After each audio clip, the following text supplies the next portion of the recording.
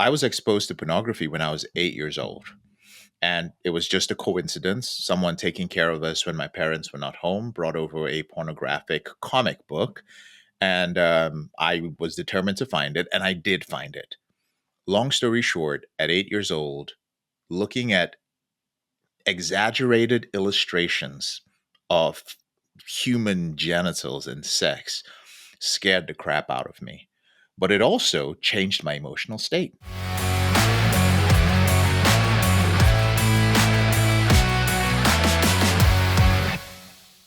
Hello, and welcome to the Mindset and Self-Mastery Show. I'm your host, Nick McGowan, and today on the show, I have J.K Emezi. J.K., how you doing today, man? Dude, I am honored to be here. I'm just stoked and excited to have this conversation with you. Me too. You kind of yelled at me for a quick second where you're like, man, we just need to hit record, like start with this thing. And that's always a good sign to me that if we're shooting the shit before we hit record, talking about what this could be, it's just going to be a great conversation. And for the audience, you know that I only have great guests that are on here and we try to get as deep as possible. And I think JK is going to be one of those people we're going to get really deep with. So, man, why don't you start us off? Tell us what you do for a living and what's one thing that most people don't know about you that's maybe a little odd or bizarre. I run an addiction recovery company called Elevated Recovery, and we specialize in helping high-performing men who struggle with secret, sexually out of control behavior, so sexually compulsive behaviors. And our area of specialization is pornography addiction. That might sound strange, but I think once Nick dives into it with me, it's not going to be so strange. One thing people do not know about it. So just to give you guys a visual, if you're not watching this, I'm a 6'1", 200-pound black guy with long dreadlocks down my butt, and I'm jacked. And everything about the location I'm in is like dark and neon. But I love swing dance, like Lindy Hop, 1920s, like bopping stuff. I love it. I love it, and nobody guesses. And I just geek out when I hear music from the 20s, 30s, and 40s. You just be like, that is that is strange. This dude is wearing black on black with long dreads, and I did not expect him to just bust out in this huge smile and start Lindy hopping around. Well, there are reasons for all of this, you know, as weird as it may be, there's something that ties back to that. I'm always interested in the story because if you randomly said that like at a bar, somebody was like, what's a random thing about you? And you're like, I'm really into 20 swing. They'll be like, well, what the fuck? All right, I'll take another shot or whatever. That's the end of that. But being able to actually figure out, like, how did you get to that point? I have things from childhood where even my partner had said to me, like, why do you like this? And I was like, oh, specifically because when I was 5 years old, my grandparents would take me here and we would do this thing and it's locked in and that's how I feel. And that's what I think of now. So what was the catalyst for your swing addiction? It was an anime I watched once, and this anime was called Metropolis. Older anime, older style. And this is when I first discovered weed. I would smoke a lot, and I was just like, wow, this allows me to be very cultured. And you know, everyone goes through that phase. Not everyone. Some people go through that phase where you start watching like old Bruce Lee movies or The Yeah. Godfather when you're high. Just like that. Yep. I was going through that phase. I was just going to watch everything retro. I was only retro when I was high. I was like, ah, shit, so cool. I can appreciate it. And I watched this, and the final score at the end of this anime was a swing song. And I just the emotions that it brought up were great. The anime itself, but just the score alone brought up something in me that I was like, there was a movement to it. And I searched it and I found people dancing to it. And I was like, you know what? I always thought this was some weird white people stuff, even though interestingly enough, it was black people stuff, right? And I saw this and I was just like, I like this. And I was like, it all came together. So I became a card-carrying member of the Wichita Swing Dance Society, and I've been a member ever since for 20 years. Well, the fact that you thought this must be weird white people shit up front, like, I appreciate you be honest. What I thought. Can I assume that you're the only non-white person in that group in Oh, Wichita? so tell you this. So I showed up to the group, and I thought they had a salsa class that day, but they didn't. So I was like, damn it, I'll show. It was this nerdy church kids. Everyone had side partings. There was just dudes were wearing shorts, and I was like, God, everyone here does not look cool. They don't look cool, but they're like the churchy types. So they're just like, oh, welcome, like come on in, like get comfortable. And we all started dancing, and it was an easy dance to learn. And this does connect to my pornography addiction. I can tell you about it later, but it was my way of getting out of my shell. I didn't know how to be social, and it was a great way to be able to lead women physically and go through something challenging while being social.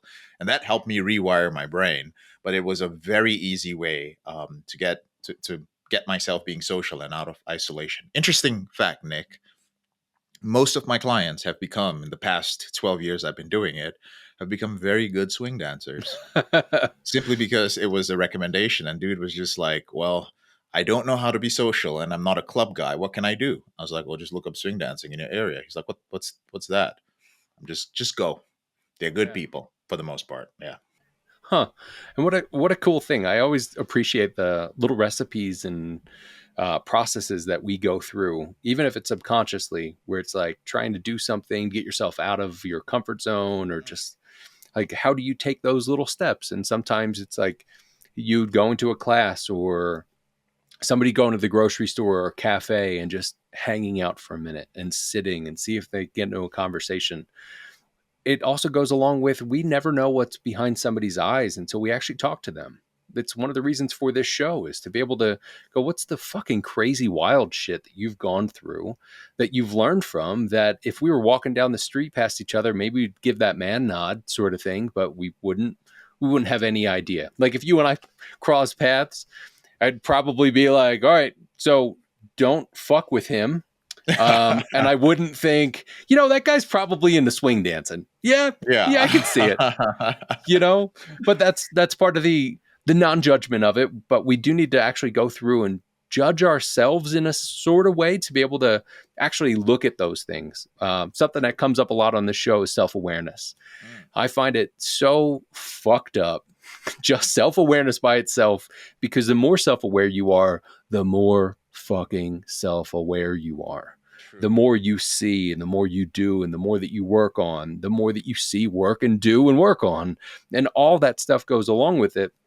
I think what you do, especially with just the category of addiction, is a lot that we can get into, because we as people often think addictions are like alcohol, drugs, Yeah. sex. You can just rattle off like the main categories. But the addiction to watching TV is similar. The Mm, addiction to drinking 6 cups of coffee, the addiction is through and through.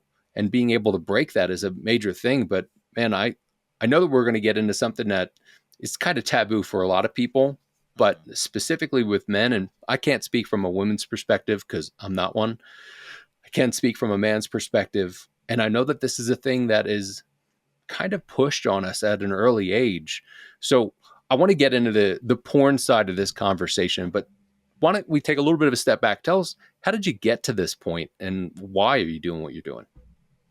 I never, obviously, never expected that I would be doing something like this. There was an interview I was on a channel on YouTube called Jubilee, which had people who are anti pornography versus pro pornography. It had like 3 4 million views.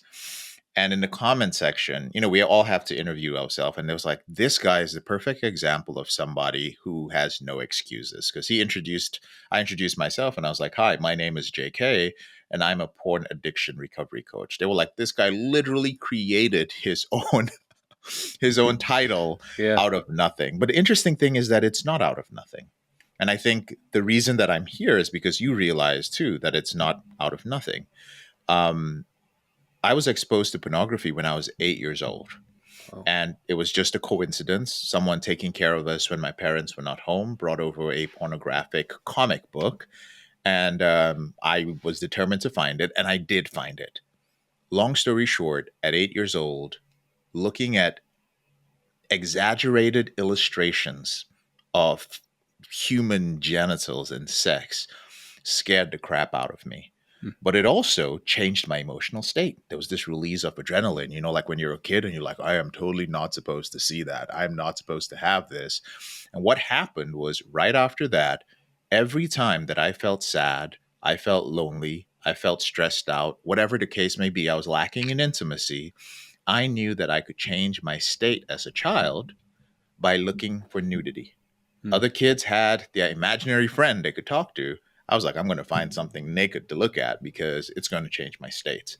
And that continued till I hit puberty, learned the wonderful feelings that came from masturbation, got exposed to pornography, and I just continued that childhood habit of dealing with my states of strong emotions, stress, and a lack of intimacy with pornography till I crossed some boundaries that made me kind of rethink my coping strategies in life. Mm. For somebody who deals with an addictive behavior, there are many opportunities to wake up. There are many come to God moments and there are many rock bottoms, if you want to call them that. But we're so dumb, and by dumb, I mean literally your prefrontal cortex does not have enough neural connections that we just don't learn our lesson and we keep doing it. So that's why I have many stories. At about 20, 21 years old, um, I realized I didn't have any game. I was like, Mm. I can't get with women. So I would get drunk, go to the local bar, and try to grind on women and try to get laid. And it just wasn't working out. So I'd come back, I'd view pornography, I'd spend money on chat sites with women, video chat. Eventually, it escalated to getting on certain sites and trying to meet up with people for anonymous sex. I just didn't want to feel like a loser anymore, Nick. I was like, every day I'm waking up and I just feel like I'm ugly. I feel something is wrong with me. And one day, this girl hits me up and sends a picture, very pixelated, and says, Hey, I'm babysitting. I'm 19 years old. This is my body.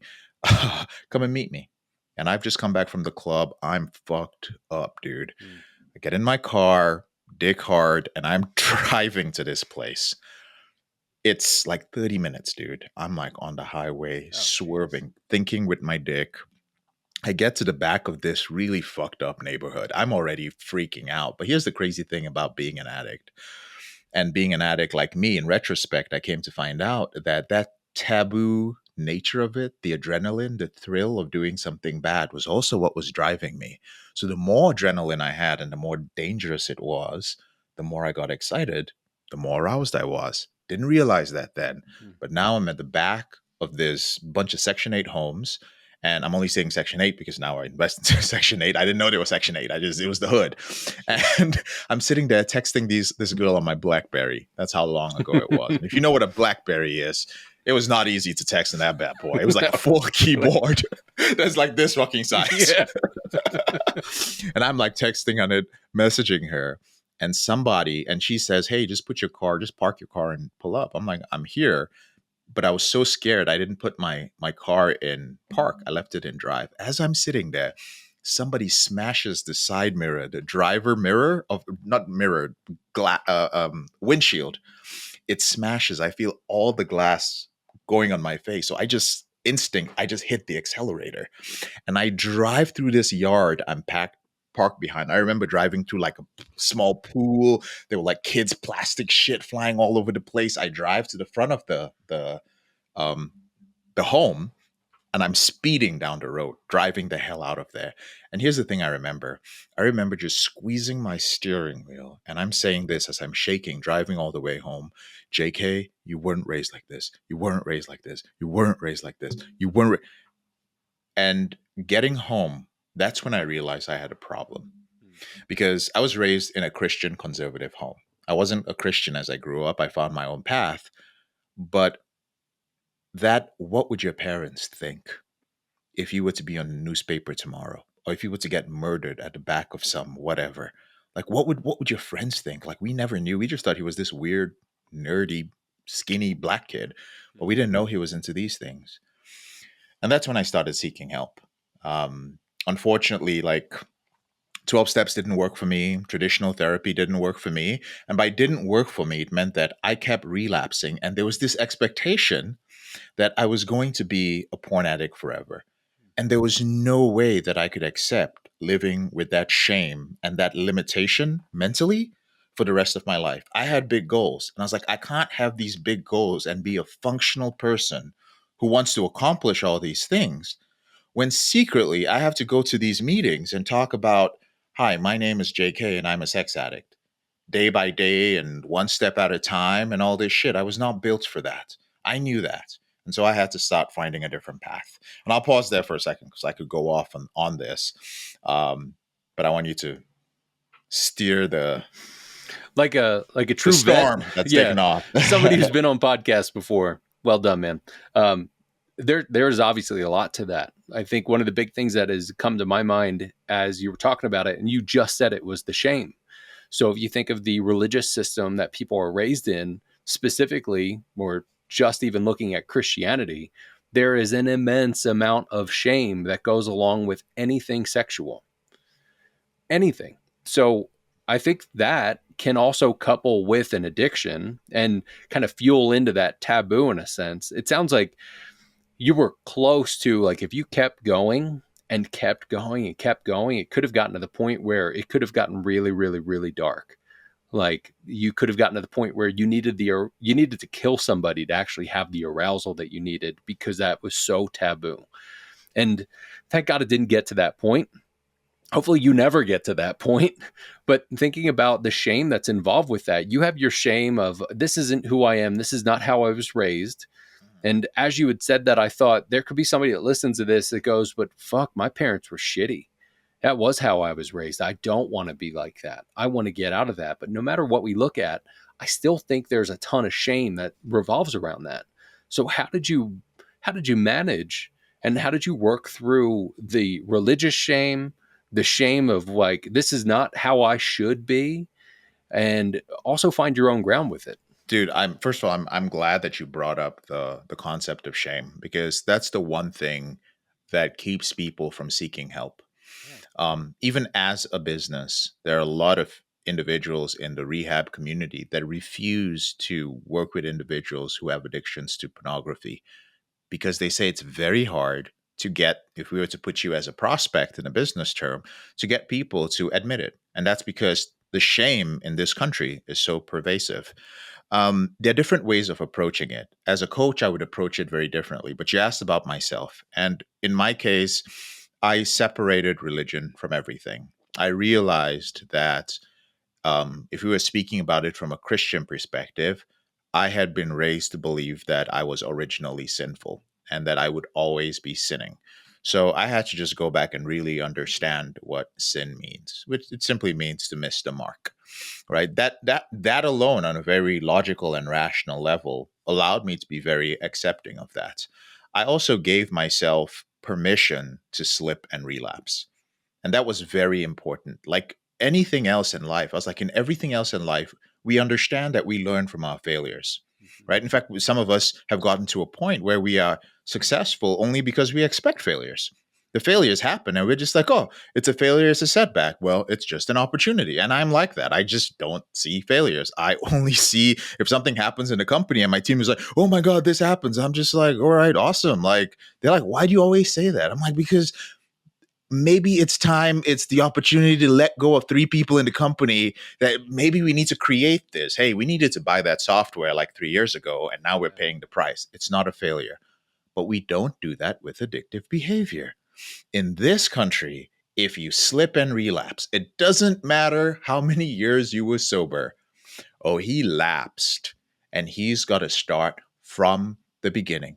All the lessons you learned, all the neural reprogramming that happened and rewiring that happened is discounted in one fell swoop. And we refuse to acknowledge that. Why? Because one of the reasons is because the recovery industry in the West is dependent on shame.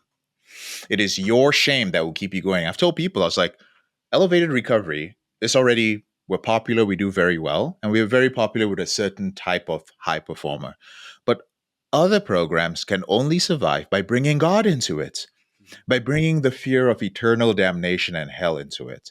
I don't want to do that because I'm not helping people with their shame, right? The shame piece of this for myself was, it caused me to hide so much. And I wasted most of my early 20s, Nick. And for anybody who's listening who might be struggling with this, unable to speak up because I was always hiding. I had this fear when I would walk out in public. I couldn't look a woman in the eye. I couldn't speak up because there was this secret fear, irrational, that I would be discovered. I was like, oh my God, they're going to find out that I'm a dirty pervert who watches XYZ kind of genre pornography. And if they find out, I'm screwed. The moment I let this shame go, and here's how you let the shame go, you got to talk about it, right? When we talk about shame, what are some of the words we use? I just I just wanted the ground to open up and swallow me. I just wanted to hide. I just wanted to disappear at that moment. I felt so small. And we really think we can compartmentalize this? No. If you feel small and you want the ground to swallow you up, well, that's conditioning your subconscious mind. You will show up at work, in your career, in your relationship, in every domain of your life as small. And some men, as you already know from the sort of people who listen to your podcast, Nick, are really good at playing the game up front. Like they can speak a good game, charismatic, they can impose their will on others, but they're small on the inside. You got to talk to people about it. And that's what I started doing, Nick. It was very difficult, but I sought help. And it was really just about being able to express that I was watching these fucked up things. I felt small. I felt dirty. But most importantly, I did not feel worthy of being loved because I felt that I was a filthy individual. I felt I was just not worthy of that. What a wild thing when you start to open up, being able to have that conversation just by itself outside of your own being, I think can even just alleviate some of that pressure Yeah. Have you had that experience? of being able to share it with somebody. Yeah, yeah, yeah. Just, Yeah. yeah. Yeah. It's funny because I actually, you're pulling the questions out of me now. Um, I was going I'm to actually say, curious. Yeah. yeah, well, there was a time where somebody, there's a little story. I'll share that in a second. Okay. I did have conversations with people before, and being able to have conversations with therapists when I was younger. I had pretty much a breakdown when I was like, I think I was 19 or 20. I overdosed on heroin a little bit before that. Okay. I started to actually see all the abuse that I went through, um, all the traumas that happened as a Mm, kid, and I started to lose my mind. I thought I was going crazy. When I was in high school, I considered myself a misanthrope, that I just hated people. Like I remember somebody telling me the word and I was like, that sounds on brand for me. Fuck all of mm, you. yeah. Because I had shame and I had all this pain, and my core wounding is that I don't want to be abandoned and I'm Mm, afraid of being unlovable. So being able to start to have those conversations, I remember having a conversation with a therapist when I was 19 or 20 and sharing different things that had happened. And one of those was my sex addiction when I was younger. You said you realized that you didn't have game when you were 20 or 21. I realized I had game when I was like 13 mm. because I could manipulate. And I thought it was game, and I think I was just a douchebag that could manipulate, talk a good game, but I would never want to be in anything longer because I want to fuck your friend, really, that sort of deal. Um, and I was doing that because of the shit that happened to me when I was a kid, the sexual stuff that happened to me when I was a kid, the physical, verbal, emotional abuse that happened to me as a kid. Like in the same way, like you figured out that, oh, I could turn this on and off. I can turn me on and off. I can elevate the way that I am. I can change my way of being just by viewing this, or going out getting drunk and trying to figure out, am I going to fuck you, your friend, or together, or whatever that's going to be. And I feel even gross saying that at this point because that's not who I am remotely. But I can look at that. Was tough to have that conversation, but I do remember having a conversation. I like to always call out the shit that somebody could say that's listening to this. That's like, ah, fuck you people. You don't know me. You don't know my problems. You don't know the stuff that Yeah. I deal with. I had my best friend, literally the guy that I met first day of ninth grade. Just we became best friends from that point on. We are still best friends today. We had a few years where we didn't talk, but we had a few years where we were also business partners. And he and I would go to different conferences like Tony Robbins events and stuff like that, like all these personal development. And we were doing a lot of work, but really weren't doing subconscious work. We weren't getting as deep. And that's that's fine because that's just where we were. But I remember there was a point we were at some conference and you needed to share something that was really dark. And I remember saying to him, I was like, hey, I can't stop masturbating. And I think I have a problem. And my friend looked at me and went, what the fuck? Stop. Like, get out of here. And I don't remember what else he said, but it was just like, no, I don't, we're not going to talk about that. Basically, I took it as like, he was like, I don't want to think about you like that. We all have this sort of stuff. But I remember I internalized that of like, oh, when I share, I feel shame and I can't talk about these things with somebody who I feel safe with. And that pulled me away from that person. And it took me years to be able to actually even have that conversation with them. It wasn't, I mean, I think that happened in like, I think I had a Blackberry at that point when that happened. Yeah. Um, Okay. so it was mid 2000s. Yeah. And he and I actually talked about that maybe 4 or 5 years ago. I was like, I need to tell you this thing. This came up. And he was like, hey, man, I didn't mean that at all. You know, we're like brothers. I love you. And I'm sorry that I did that. And understanding it from his perspective, he was like, that was just a bit jarring because it was real deep. And I had my own stuff.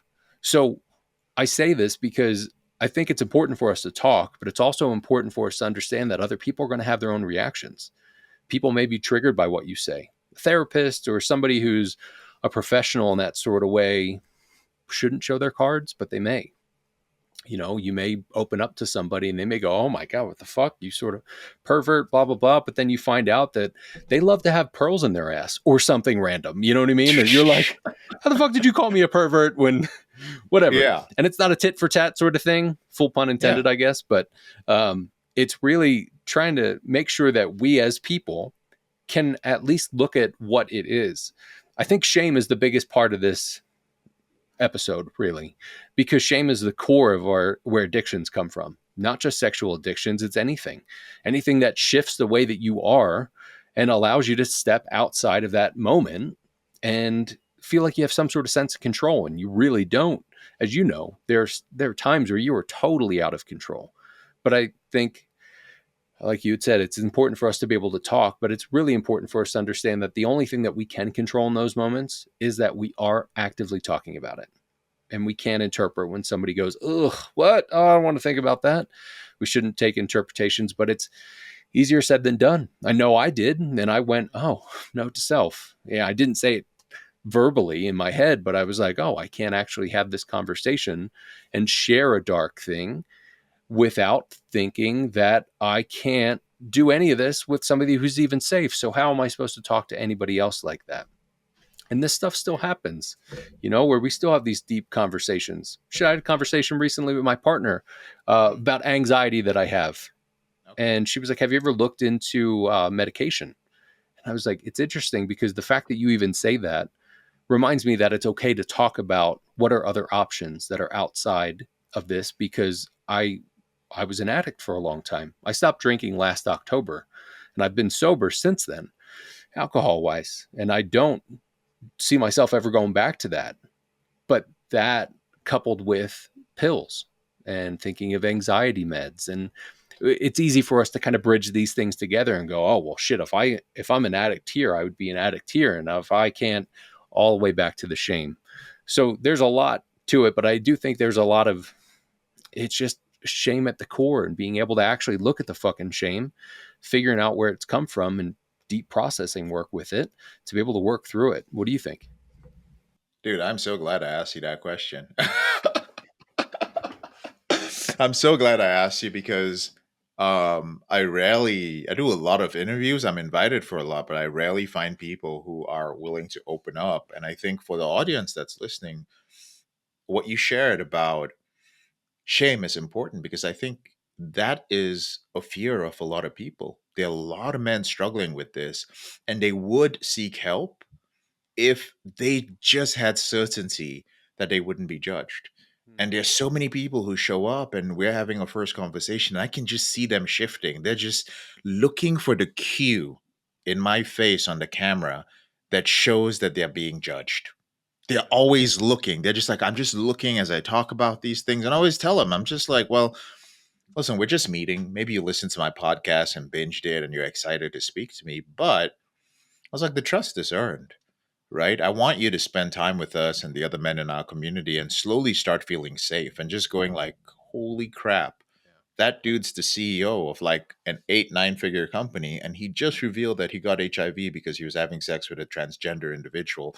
And we all know who he is, but he just told us that in the group. The respect that comes from that, just the respect from knowing that he exposed himself here and all 18, 19 of us in this elite group, he can trust us with that. And what that means is so powerful. Like there's already an energy here that I was already feeling. So I was just like, when I talked about worthy of love, there was something in Nick's eye. And I was just like, I can't move forward with this unless I hear his story. Just when I said, and I didn't feel worthy of love, there's something changed in you. And I was just like, I see that in clients sometimes. I got to ask.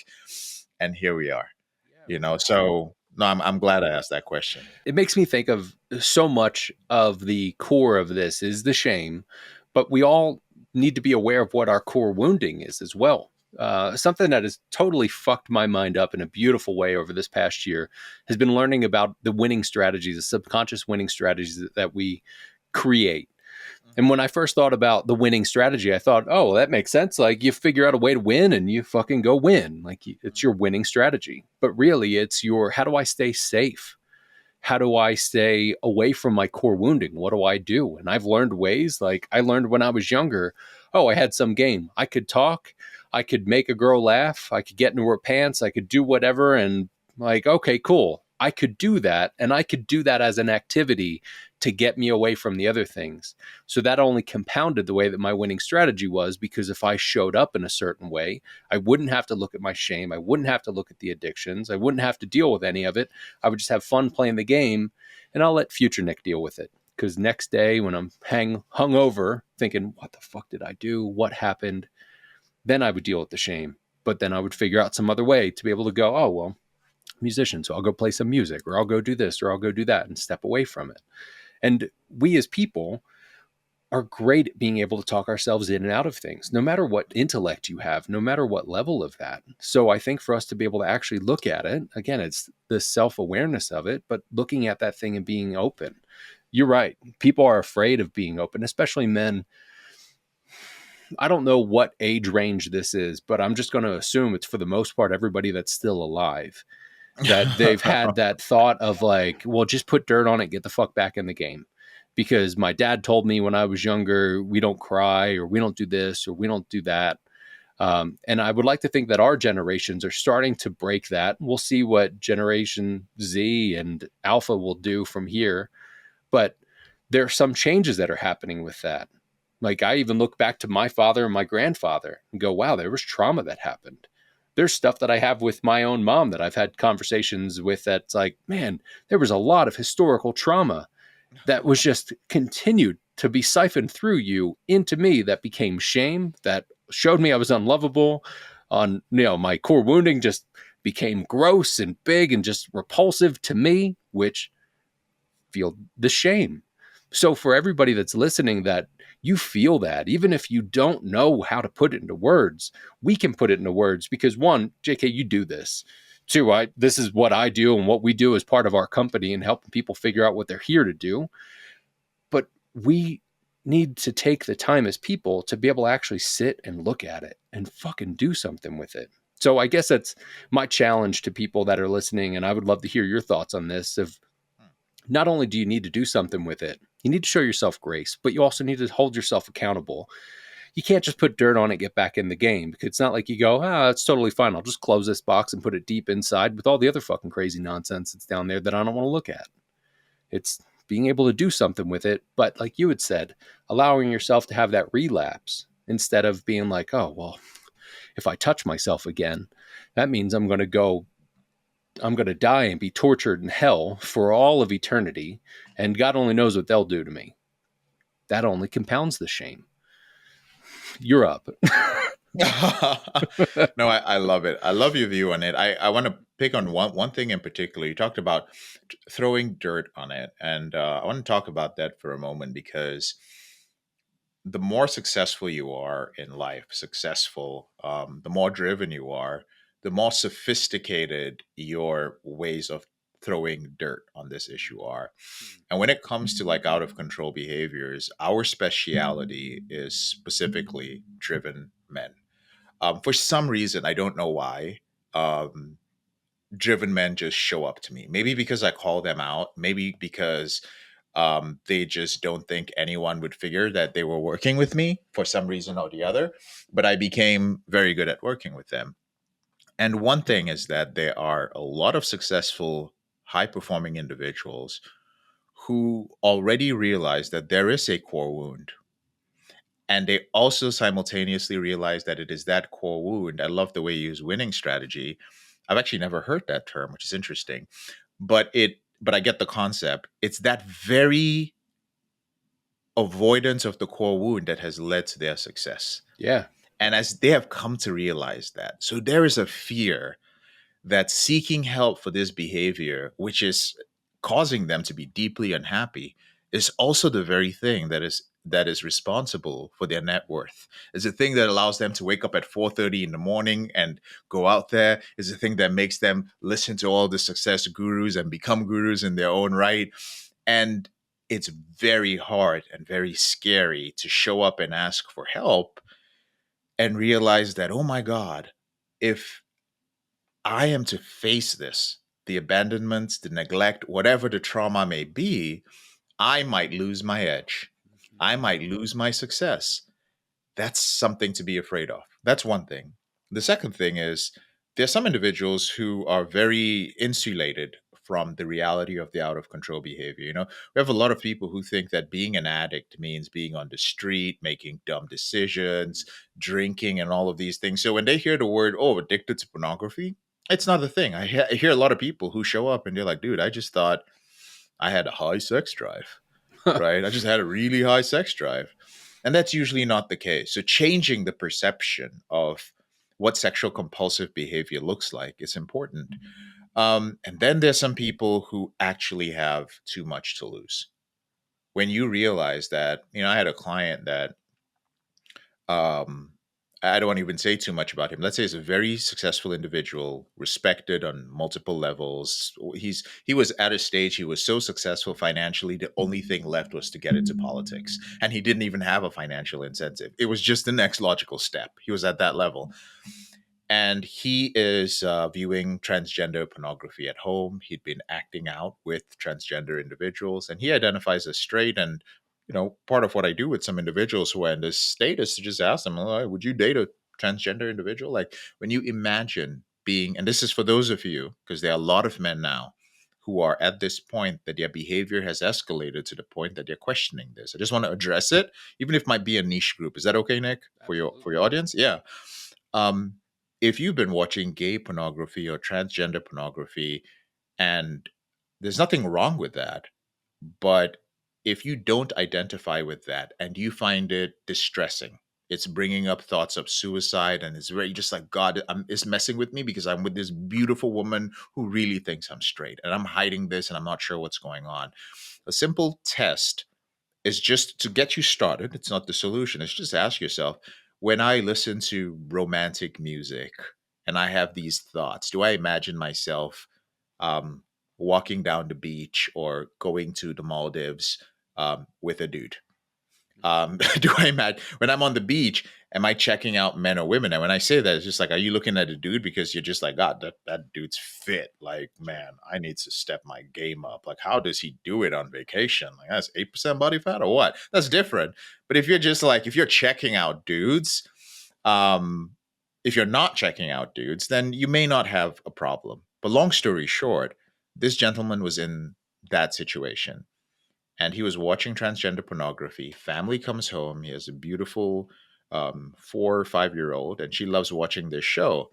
So, wife comes in and says, "Honey, can you come out and just help me get the groceries in?" And his daughter runs to his computer and she turns it on and she screams. And he tells me, he's like, I'm in the garage holding the groceries, and my wife is already ahead of me walking in. And he's like, I realized in that moment that my life was going to change forever. He just knew in a split second, he couldn't make it back there. He could hear the moans and the bumping and everything, and it was over. And even as he told me this, I was like, dude, I felt that. I Mm. felt your fear. I was like, dude, my butt just clenched just thinking of the fear. My nuts was just like, oh my Yeah, God, they live here now. dude, it's so visceral, the fear of losing it all. Yeah. And he did. She took everything. Everything just started falling like dominoes. Um, my point with this story is that he never thought it was a problem. He felt so safe. He even had these scenarios in his mind that if she caught him, that he would have a conversation about her with her about it. He'd just be like, "Yeah, I'm not sure if I'm bisexual or whatever," because she was open minded.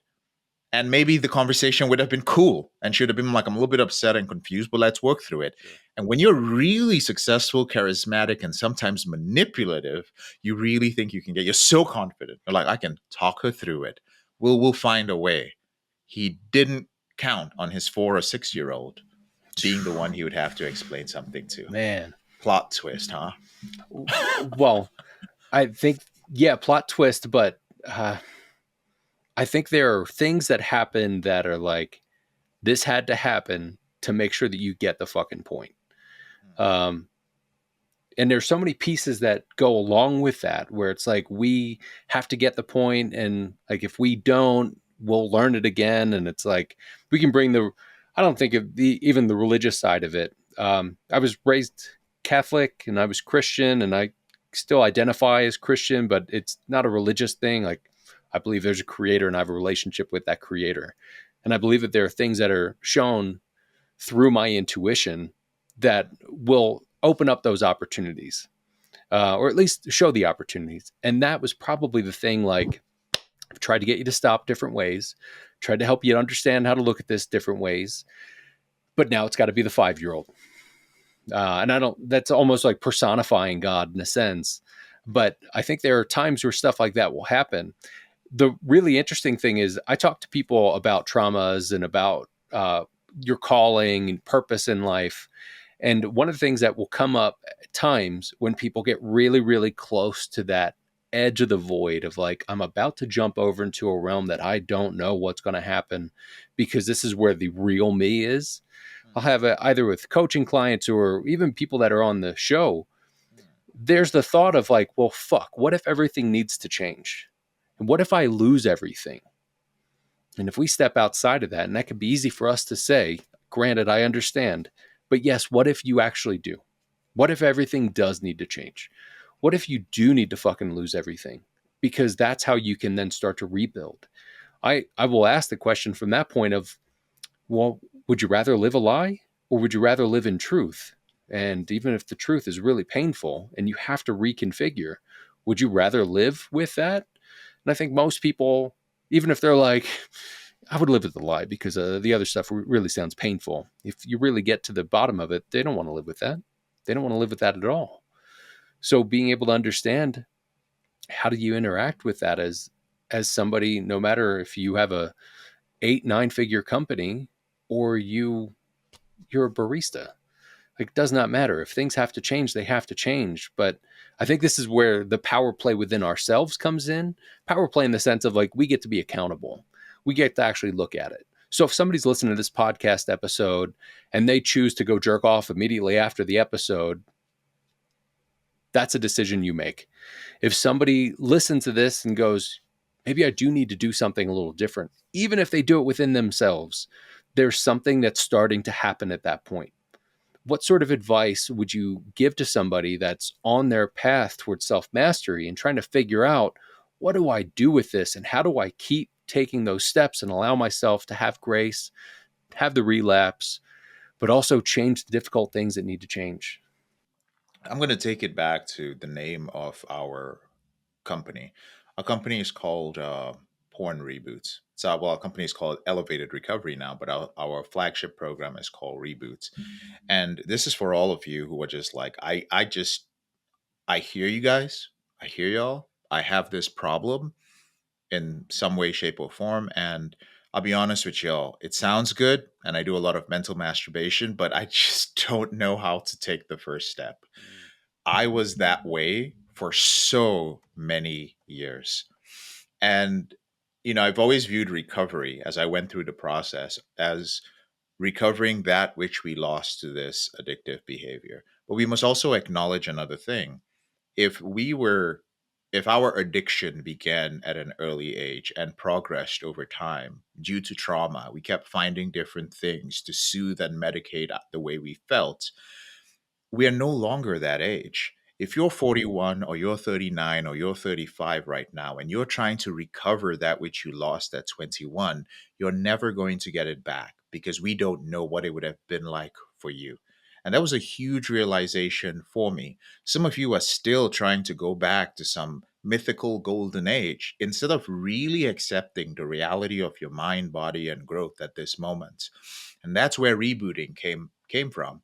It was literally from self awareness and realizing that I can only start from where I'm from. And that was to hit the reset button right where I was and be okay with starting everything right over, which means it is perfectly fine and healthy to rebuild your self image from the ground up at whatever stage you're at. So if you find yourself unable to take the first step, that's the first thing I'll say. Accept that it's okay to hit the reset button. um how would I put it? A lot of people go like, fine, like, because I deal with the arguments all day long. I think I've done something like that in the past and it didn't work out. I was really committed, being commitment being doing the thing you said you were going to do long after the emotion when you originally said you were going to do it has passed. That's commitment. But a lot of people don't have resolve. And this may sound cliche because we hear resolve all the time. Resolve means after you have committed to do that thing, even when your emotion changes, you take a moment to think of all the obstacles that are going to come up in your way.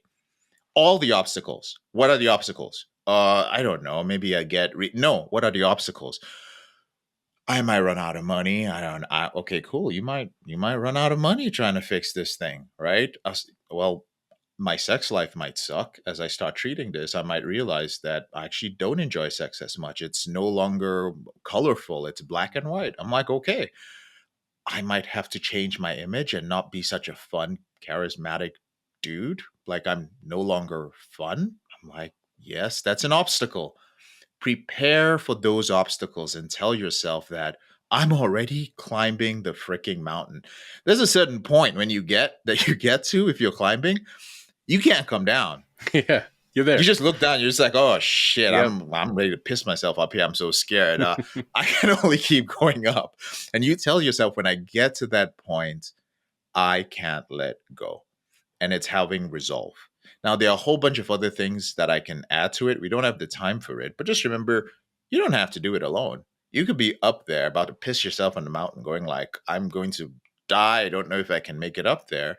But it's also helpful if there's someone who's just a little bit more experienced and you watch that son of a bitch, he just keeps going. And you're just like, bro, how? And he's like, you're not gonna die. And he's Mhm. calm, he's collected, and he just keeps fucking going. And you're just like, God, this is not the place to be a little bitch. Okay, that was a bitch moment. Let's keep going. I'm gonna, if he can do it, I can. Those little moments, they count. It sounds cliche now, but when you're on that mountain, you don't have time to be a smartass. Yeah. You know your life's at stake. But that only happens when you make the decision to hit the reset button, make the commitment, and resolve to move forward no matter what. What a great way to put that, man. I mean, of course, there's a lot more to this, but I'm glad that you ended it with you don't have to do it alone. And there are a lot of men that are suffering, just straight up suffering. And as Viktor Frankl has told us in his wonderful book, there is meaning in suffering. So you continue to suffer, but you can work through that and you can work through that with somebody else. Back to the challenge that I had before, it sounds similar to what you're saying, where you don't have to do this alone, but just step out and start having the conversation. Think through, even with yourself, and then start to look for resources. JK is a great resource. There are other resources that are out there. There are resources that are right there within your, possibly even your family system, if not your friend system, to be able to talk about some of these things. And as I said earlier, if somebody says something weird or they're triggered or what have you, you can still work through that and you can still heal from it. So I'm glad that you brought that up, as you don't have to do it alone, and to be able to follow somebody like that. So, hey, where can people find you? Where can they connect with you? And where can they find more resources to be able to help them on this? Cool. The first thing I want to say is that I would prefer that you connect with me. All right. Do not, please. I just want to make it clear. This might be weird, Nick. I actually don't like people putting in applications because it really wastes our time. And what I mean by that is there's a lot of work to be done, gentlemen. Sometimes people hear and let's say you I borrowed some of Nick's status and they're like, man, I trust Nick. This guy was on there. This sounds like they're vibing. You know what? This is the guy that's gonna help me. No, that's not how it works. You still have shame. Sure, for a brief window, you feel encouraged and you're like, wow, I love the vibes of this. I want to reach out. Please use our free resources first. My podcast is called the Porn Reboot Podcast. I'd much rather you spend a year listening to all my episodes and work with a therapist or someone else because you've learned a lot, then you put in an application right away and get overwhelmed by your shame and then feel like some sort of failure because you weren't really ready for this. Okay. If you're dealing with this addictive behavior, I'm happy to connect. We've got a free Facebook group. So you can just add me as a friend on Facebook, JK, last name Emezi, and just vibe with me in the comments. I like to talk, and it's social media. I'm actually social on social media. It's a tool to spread the message, but let's just chat. And I want you to feel like I'm a human being. Because I'll say this, the difference between Porn Reboot and everything out there is we're not a service. I didn't share this with you, Nick, but actually I ran a door-to-door sales company till I was 31. And I was fortunate to have a very good exit with my partner. So when I decided to actually go in all the way and do this, I decided that, yeah, sure, I wanted to be profitable, but I also wanted to be able to tell people to fuck off. I don't mean to trigger anyone's shame. I'm not going to tell you to fuck off. What I meant is we are not a service, we are compliance. It means that you struggle with a behavior you have no control over. And chances are you're a high performer, you've got a little bit of an ego, you're a smart dude, right? You're just like, oh, I know what you're doing. But when you show up, we're going to make sure that you get this done. I'll cry with you, but I'll also fucking yell at you if you drop money and you try to disappear. Like, I'll call your wife if she got on the first call with you, and I'm just like, hey, listen, Robert hasn't been showing up to his fucking call, so his ass needs to get into my call this afternoon. Oh, but he's at work. Well, let him get in his car and take the call with me or one of the therapists. I am super invested in this. I get all my energy from this. So vibe with me first. And I'm going to shout out a website. It's not mine, but it belonged to a gentleman I respect a lot, the late, great Gary Wilson. And he has a wonderful site with a lot of free materials. It's called Your Brain on Pornography. It's donation based, but there's so much information on learning about this. And you will learn more about this behavior and yourself from that website. So do that. Check me out at elevatedrecovery.org. Add me as a friend on Facebook, Porn Reboot Podcast, and check out Gary's stuff, Your Brain on Porn. He spent his life building up that resource, and I owe a lot to him as well. I appreciate that you put it out there like that. This section at the end of the podcast is always for people to be able to talk about their service, how they make money, how they help people, all of that. I appreciate when people do what you do, where it's like, look, I get it. We all need to live. We need to eat and all of that. But really, we need to fucking help. And that's what you're here to do. So, men, this is a touchy subject. I get it. We get it. We understand. Looking at those free resources are something you can do even in incognito, just like you would do other things. So instead of going to those other sites, being able to look at that, and if this pops up into your mind when you're about to make that decision to do that thing, take a chance on us. Try that. Try the resources that can actually help you. So, JK, this has been an absolute pleasure, man. I appreciate you being on. And thank you so much for doing the work that you're doing. This is important stuff. Dude, thank you so much for doing what you're doing, but most importantly, thank you for opening up and sharing and being vulnerable on your own podcast. It's so rare that I'll be a guest on someone's show and they'll just get into it and talk about that. Actually, I got to listen to your podcast now, and I can already tell there's going to be some deep stuff in there. I think it's wild that people don't. Like, why the fuck would you have a podcast that talks about mindset or mastery or anything that has to do with things that are outside of?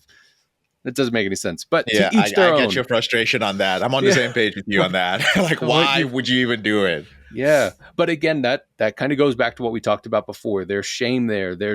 You look at, well, I should be this sort of way. I should be bigger than life. When in all reality, we're two dudes that have had problems before and we've become successful in different ways, but that doesn't fucking matter at all. It's how do you do the things that are actually life-giving and not taking it away. So, man, I appreciate you being on. Thank you so much, JK. Thank you, Nick.